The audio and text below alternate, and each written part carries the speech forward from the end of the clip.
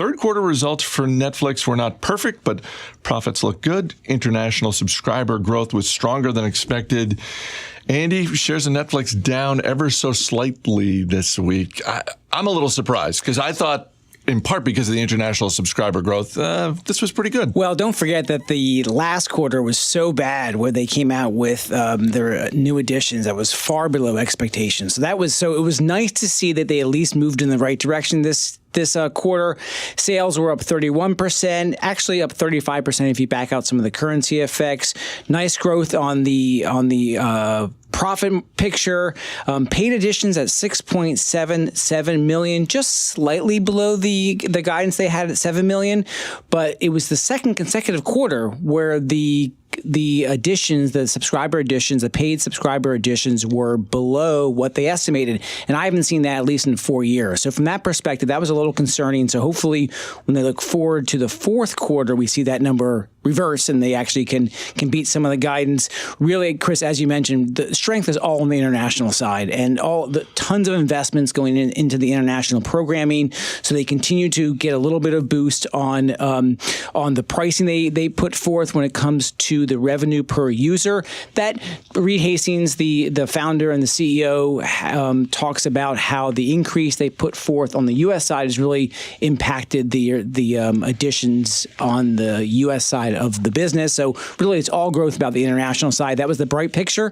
Overall, it was an okay report, and I was glad to see they had the growth come back compared to last quarter. But clearly, so much competition, as we've all talked about, that is heating up, and that's the big thing to watch for Netflix. Jason, Reed Hastings also being very upfront about what he called modest headwinds in the near term, just the amount of attention that's going to be paid to the launch of Disney Plus next month and then Apple Plus coming online. Going to be a lot of platforms out there with a lot of really good content. And the thing about Netflix, I mean, this is the challenge that Netflix faces, is because they're a pure play, they can't really hide behind any other part of the business. And when you look at some of the numbers, I mean, they're projecting negative $3.5 billion in free cash flow this year, I think. And they continue to talk about that slow march towards a positive free cash flow. That sounds like it's going to be a long time coming. And all along the way, I mean, that share count continues to go up as well. So they're going to continue tapping the capital markets. Share count's likely going to continue to go up because they have to keep paying for that content. Those obligations now are closing in on $20 billion. It just all, for me, it goes back to pricing power. And we're already seeing some challenges there. When they start to try raising prices, that's affecting the growth. And so while I think it's going to be a core offering a lot of people will keep, I just feel like we're entering this new stage, and the financials, I think, are going to come under more scrutiny now. I actually think that Netflix has more pricing power than people give it credit for. I tend to be a little bit more of a Netflix bull, even in this environment. And that's because they still have a lot of levers to pull with the way that they can monetize the service. And so the way they have historically monetized it is just by whatever's going to get them the most number of eyes. And the reason why we're seeing that customer growth start to slow down is because of the fact that they've already saturated, at least the U.S. market.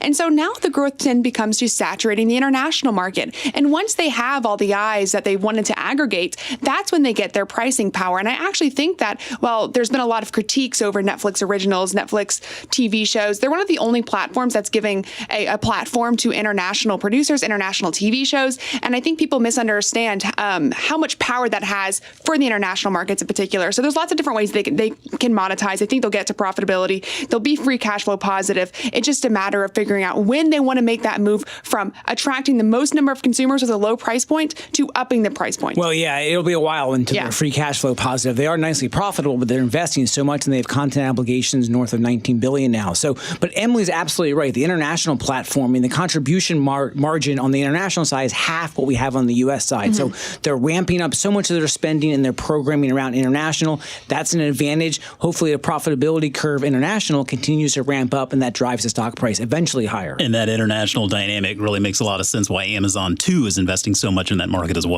From video streaming to surgical robots, Intuitive Surgical's third quarter was better than expected, and the stock up more than 6% on Friday, Jason. Yeah, I mean, the investment case for Intuitive is that management's going to keep finding new ways to get its robotic systems into hospitals to perform more procedures. And I mean, honestly, when you look at the numbers, it does seem like everything is working out quite well. Global procedure growth was 20% for the quarter. In the U.S., it was 18%. They placed an additional 275 Da Vinci surgical systems. That was up from 231 in the third quarter of 2018. Their installed base now stands at 5,406. Total recurring revenue for the quarter, $817 million, and that represents 72% of the total revenue of the company. And that's one of the attractive parts of this business is that razor and blade model. You get those machines in the hospitals, and then you continue to benefit from the recurring revenue that comes from servicing them and using them.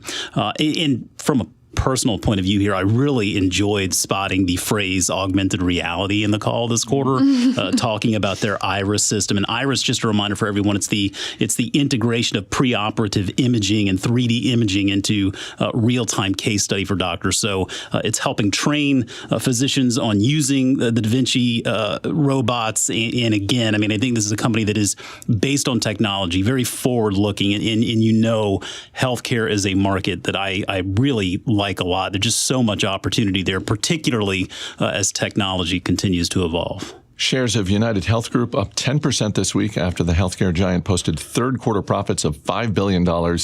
Emily, United Health still down a bit from its 52-week high, but I kind of feel like a couple more quarters like this should do the trick. I think there's a lot of pessimism in the market right now for healthcare, maybe not for Intuitive Surgical, but for United Health, definitely. And that's largely because of the macro environment we're in right now. Heading into 2020, it's hard not to see healthcare being a cornerstone issue, and United Health in a lot of ways is positioned right in the middle of that. So while the stock price hasn't really reflected the strong performance for this quarter, United Health actually owes a lot of its strong performance to its new Optum business. And I will probably buy someone lunch if they could name all the different businesses within their Optum business. Can anyone? No. Yeah, well, I could go find them on the website and read them off to you, but you're right. It's a lot.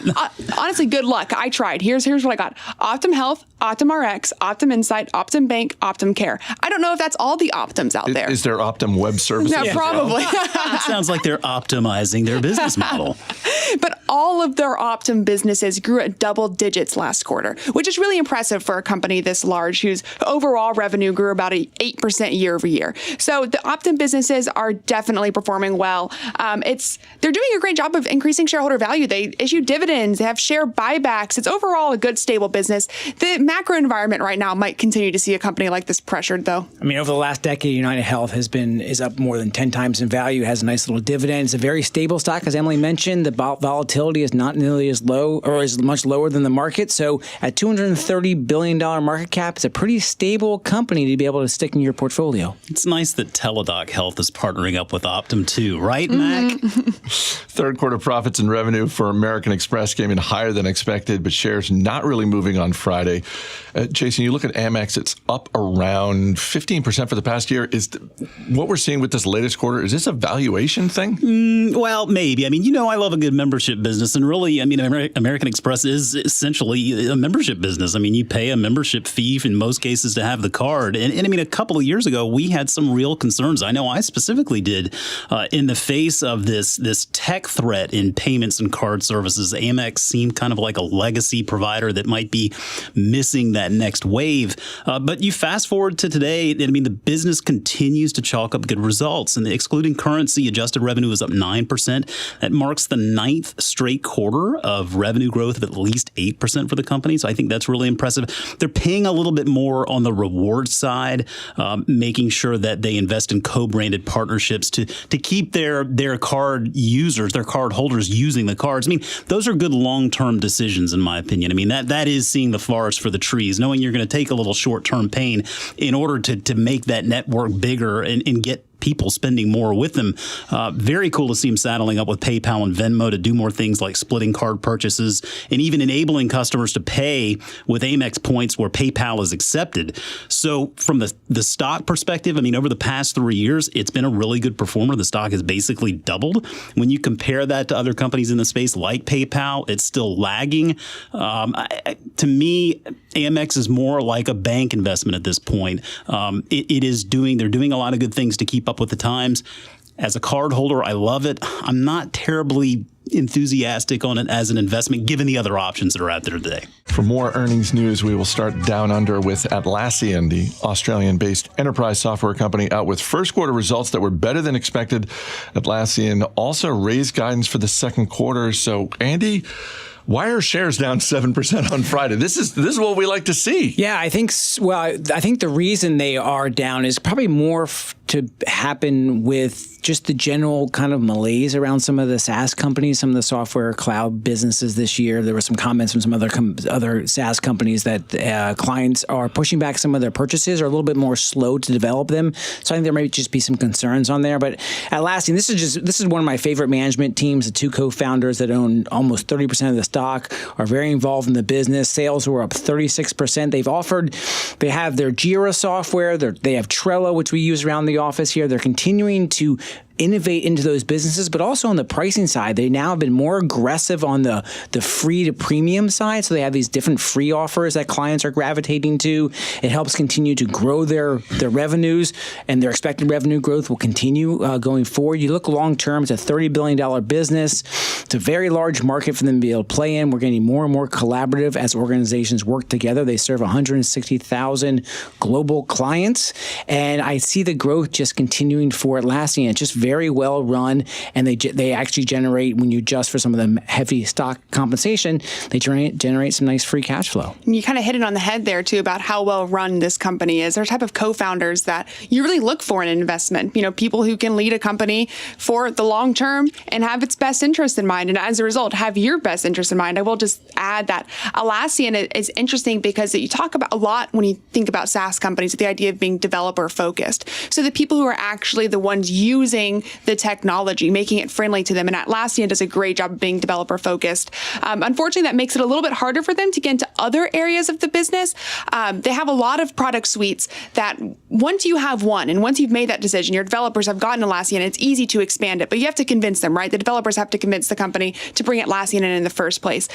They've been doing great doing that so far, but I do think it comes down to the fact that if you're a developer, I mean, their products are just so much easier to use than the competition. Yeah, I agree. And they make these little acquisitions. They bought CodeBarrel, which makes automation for Jira, which partners very well with their large Jira business. And they bought OpsGenie last year, and that's an incident response and management software, and that's been plugging in. And they're very patient. They let the businesses grow that they acquire, and they slowly integrate them. That's just good long term.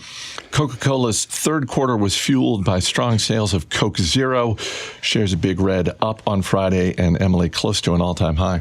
You're actually missing the big story here, Chris. Do tell. The big story here is the fact that they launched coffee-infused soda in 20 markets across the world. And so sure, while the great results were associated with Coke Zero and lots of people buying little tiny cans of Coke, I know you'd like to do that, Chris, right? I do. Buy the little tiny cans of Coke. Yeah, well, the big story to me is the idea that there is, in fact, coffee-infused Coke out there in 20 markets. I don't believe the U.S. is one of them yet, but I think they actually tried to do something like, if memory serves, I think they tried to do something like this, like maybe a decade ago, and it really fell flat on its face. But based off this quarter, maybe it's being more successful in other markets. You know what's better than coffee-infused soda? Oh, nothing. Coffee. Oh. Coffee. I challenge that. Straight to the source. Coffee-infused stout. That's a really good one. Founder's Breakfast Stout. Ooh. Third quarter profits and revenue for Ameris Bancorp came in higher than expected, but shares of the Southeastern Bank not moving on the results. Jason, I know you're a fan of this one, but you look at Ameris Bancorp stock over the past year, and it's basically flat. Oh, yeah. And I think a lot of that is tied to this Fidelity acquisition and just the general challenges in banking, given the interest rate environment. The small banks just have a tougher time dealing with that. But you go into a quarter like this, you really are just looking for the red flags. I don't see any. The metrics that matter most are all looking very strong. The Fidelity acquisition added $5.2 billion in total assets, $3.8 billion billion in total loans and $4 billion in total deposits. So you put all that together now, and they stand at total deposits of $13.7 billion, total assets now just under $18 billion. For the quarter, net interest margin staying in check. It was down just a tick to 3.84%, but a good number given the interest rate environment. And I think that one of the key justifications for the acquisition was this access to a lower cost deposit base. And when you look at that, you see this non-interest-bearing deposits representing almost 30% of total deposits. Now, that's up from 25% a year ago. That's important because it was a key justification of the acquisition. So the president of Fidelity, Palmer Proctor, he's now stepped in to fill the CEO role. Seems like he's got a good grip on the business. Excited to hopefully get him on Industry Focus soon for an interview. But as a shareholder in Ameris, I feel very good about what they're doing. Emily made the comment about healthcare probably going to be a spotlight issue in the 2020 election. It sort of feels like big banks are going to be in the spotlight as well. Do you think that is even more of a bull case for smaller banks like Ameris Bancorp? Because let's face it, to the extent that banks get attention from politicians thinking that they're too big, we're talking about a bank here. It's less than $3 billion. Yeah, I tend to think, if I'm going to prioritize the list, I feel like tech is really at the center of the bullseye for this election season. Banks will probably play second fiddle there. To your point, yes, big banks obviously possess a lot of advantages there, and I think ultimately that's why we're going to continue to see consolidation in the space. I think a lot of bigger banks look at Ameris today and think, boy, they'd love to swallow that thing up at the right price. But for now, I'd really love to see this team just get the room to keep on doing what they're doing. And it's not necessarily a name that flows off the tongue, but it's also not Truist. Hey, listen, money's money, and people like money. So this week, it took less than 2 hours for KFC to completely sell out of its seasoned tickets promotion. For just $75, the deal entitles the holders of the seasoned ticket to have 4 dozen made-to-order chicken wings delivered to their home every week for 10 straight weeks. Emily, I feel like this can only be a win for parent company Yum Brands. It's only a lose for the people it's only the lose for the people who missed out on buying the season tickets. Absolutely. It's a win for everybody else, undoubtedly. I think this was referred to as the Netflix of chicken wings. I don't know how that connection was made. I see it as a Stitch Fix of chicken wings, except I'm a lot more bullish on these wings. You get a box. Exactly. This is what I want, though. I want them to customize the box like Stitch Fix does. I want them every week to send me, what is it? Is it 48 wings a week? Yeah. 48 wings every week, and I want the flavors customized to me. If I've had a bad week, maybe send me some spicy wings, spice up your life a little bit. And then the ones I don't like, maybe I can send back, get a little refund. I don't know. There's an idea here, though. I think they should also include a card for a cardiologist, your local cardiologist as well, too. Well, if you're getting 4 dozen wings delivered every week for 10 weeks, hopefully you've got some friends over, right? I guess so. Yeah. That or perhaps a Peloton membership. I don't know. I don't need it. I will say this, to be serious about it, though, they're definitely losing money on this deal. For $75, 528 wings, that's about 14 cents a wing, if my math is correct. And there's probably somebody out there who's crunching the numbers who's saying, that's not right. But generally, that's a really, really cheap wing. So they're probably losing money on this deal. Let's talk retail for a moment, because the retail sales in the month of September fell by 0.3%. Jason, doesn't seem like a big number, but this is getting a lot of attention, and I think it's reasonable that it gets a lot of attention, in part because it's the first drop since February, but also because we're going into the holidays, and you've got the National Retail Federation coming out and saying, everything's going to be great around the holidays. Consumer spending growth is going to be double what it was last year. And you've got some economists saying, I don't know, you take this, you combine it with, contraction in manufacturing and others. When you take this data point and you look at retail, what goes through your mind? It seems to me like they're trying to make this the Lego holiday season, right? Everything is just awesome and let's just keep on doing it. Maybe that's how it works out. I'm taking a little bit of the counter view to that, though. I feel like a year ago, we were just getting into this whole trade war thing and the ramifications of it, thinking it would probably be resolved by this point. Doesn't look like that's going to happen. I think with uncertainty, it makes retail a little bit more of a difficult space. And then there's data out there that says, while unemployment is great, wages are still a little stagnant. Personal consumption expenditures have slowed a little bit. And when you look at the state of a consumer, there's some telling data out there in regard to the state of consumer credit card debt. And I think we talked about this earlier earlier during the week on Market Foolery. But on average, households with the lowest net worth are the ones with the most credit card debt. And so that ultimately is kind of the fuel that feeds this retail fire. At some point, that slows down. I feel like we're seeing some signs that things are starting to slow down. So, I'm not saying that we're on the tip of a recession or whatever, but I can certainly see how maybe this is a slower holiday season than some might expect. And I'll play devil's advocate to that a little bit, because that quote in particular was year-over-year growth. So looking at this time last year, there was a lot of fear in the market, a lot of concern, about the economy. And so maybe that led to lower spending last year than what should have been seen. And I think it was just earlier this week that was it JP Morgan Chase reported? And the real big story was that Jamie Dimon coming out and saying, yeah, manufacturing's been weak, but the American consumer is still extremely healthy. So while we're seeing this weird kind of contraction with the manufacturing industry, at the same time, it seems like American consumers are still willing to spend. And so I tend to think that maybe we're going into a good holiday season for retailers. Well, also then the monthly number is the change from last month. When you look year over year, just on that month, we're still up more than 4% on the overall consumer spending. That's a little bit below the long-term historical average of about 4.2%, and it's down from what it was last month, year over year. So we're still spending. The consumers are still spending 4% more than we spent last year in the month. So I think we have to take the month-to-month results all with a grain of salt. I think the trade issue is going to cause some a little bit longer term ramifications for the consumer spending. But Emily is right. The consumer is the driver of the U.S. economy, still spending money. And that's a good thing to see, especially with the manufacturing economy not working at all. And not all retail is created equal, right? That's a big market with a lot of players. Yeah. There are plenty of names we could look at, plenty of companies we could say, well, I'm not terribly optimistic.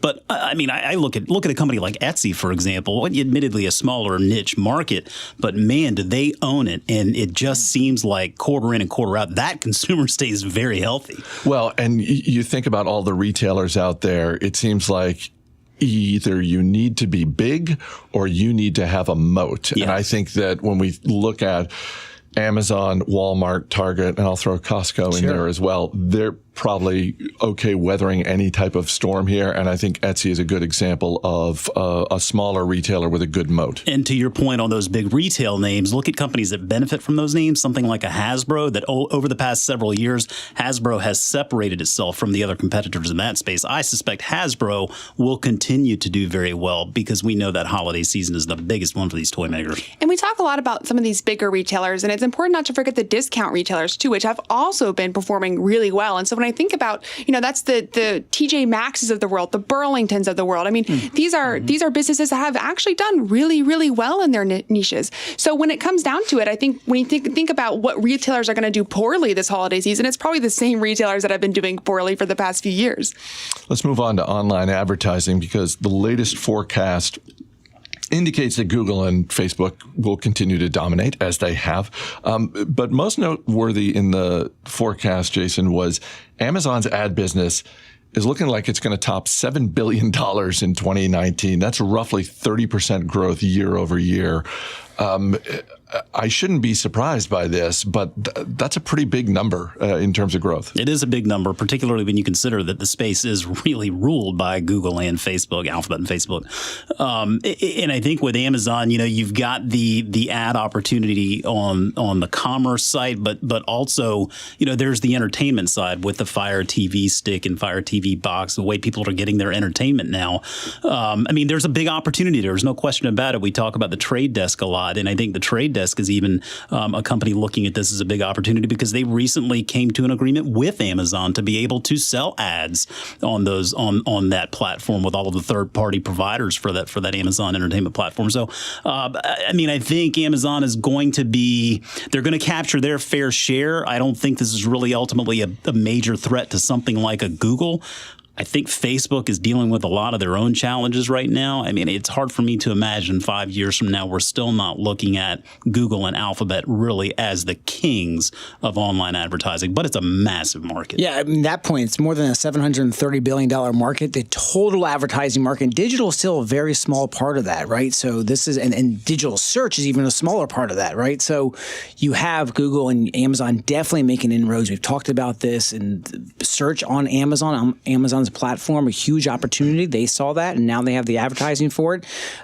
One reason Jason mentioned the trade desk, we continue to like that because the programmatic side, so matching up from a very algorithmic, much more efficient way to do this in the non-walled garden, so not in the Facebooks, not in the YouTubes of the world, but elsewhere on other media platforms, a company like the trade desk has an opportunity because that market is growing much faster than the overall digital market. And it also begs the question of what are regulators going to do about this market that increasingly seems to be focused around what is only a few of the biggest companies here in the United States.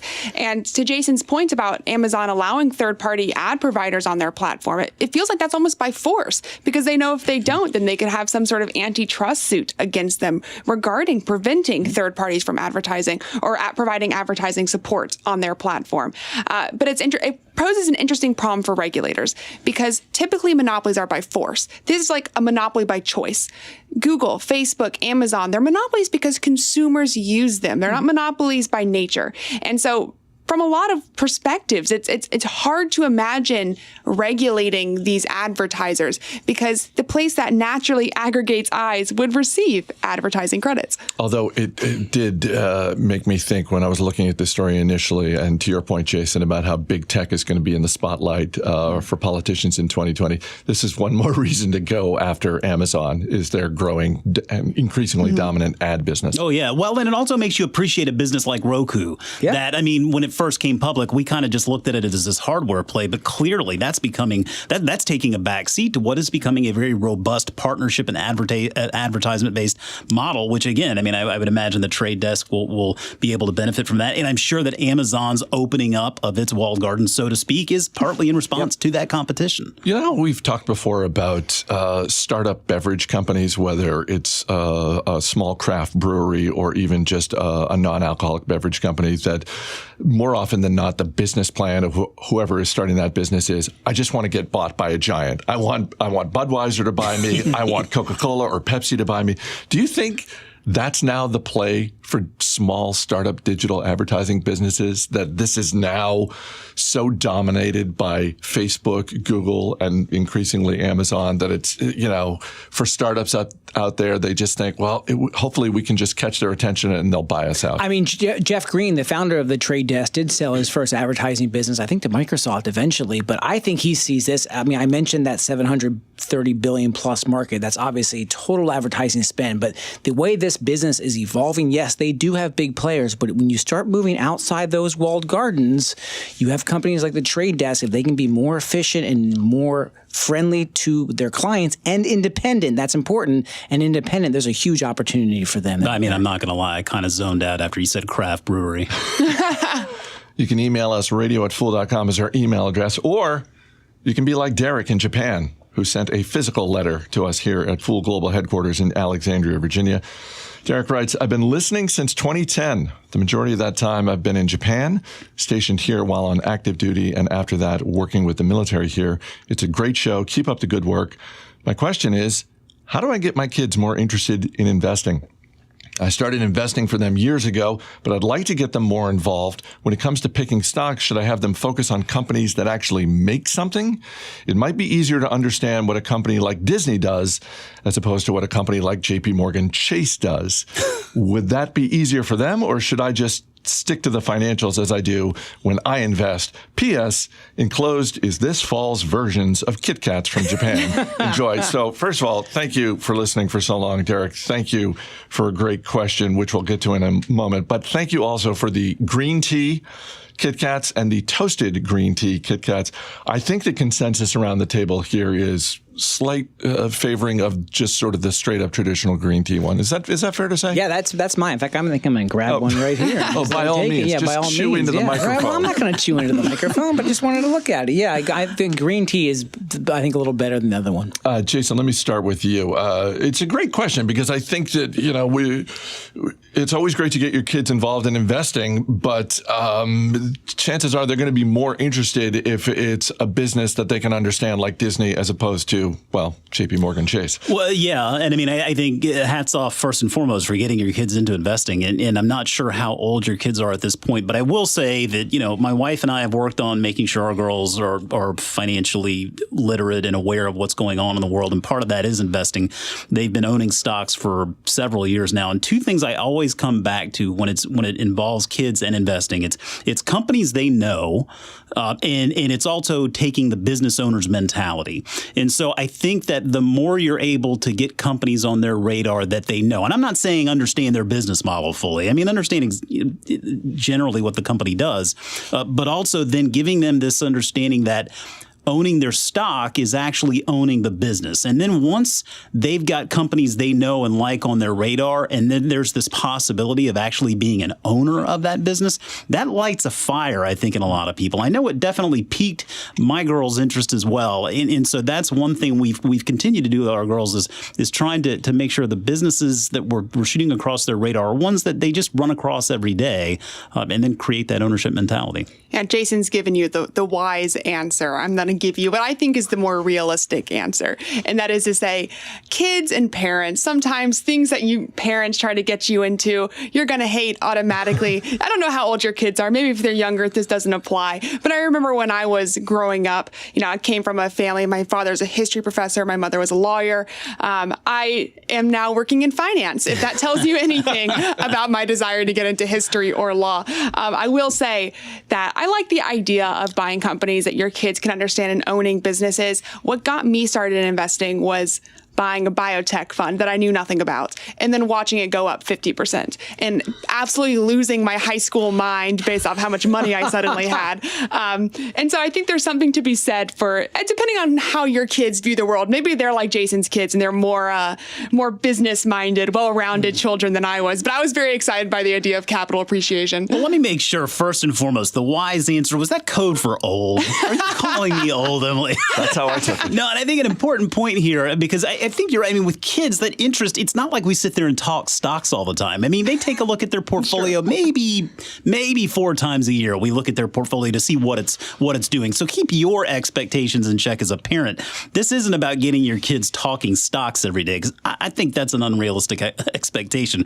But yeah, I mean, set the expectations appropriately and understand it's a marathon, not a sprint. Yeah, I think it's getting your kids interested in the inquisitive nature of learning about businesses and understanding how the products they operate or use or enjoy every day and how that basically manifests itself into a business and capitalism and how that grows. Emily's right. I think that sometimes you start lecturing them, they're not going to listen to you.